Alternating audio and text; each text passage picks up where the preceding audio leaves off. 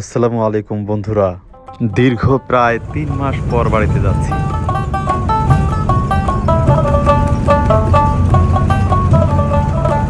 রওনা দিয়েছি সন্ধ্যার পর, কারণ অফিসের কাজ শেষ করে বের হতে সন্ধ্যা হয়ে গিয়েছিল। গুলিস্তান বাস স্টপেজ থেকে টুঙ্গিপাড়া এক্সপ্রেসে রওনা হলাম টুঙ্গিপাড়ার উদ্দেশ্যে।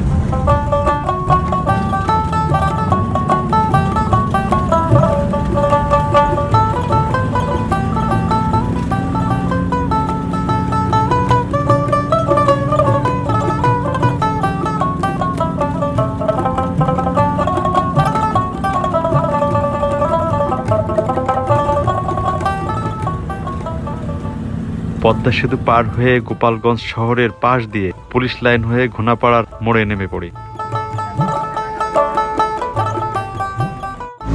গাড়িটি খুলনার উদ্দেশ্যে চলে যায়।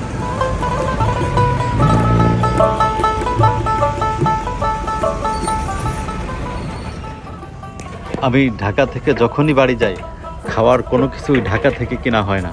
বাবা মার প্রিয় হালিম খাবারটি এখান থেকে আমার নিয়ে যেতে হয়।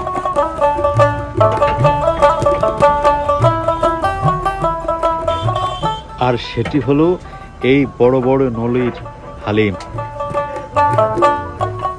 টক ঝাল সুস্বাদু মশলা দিয়ে তৈরি করা।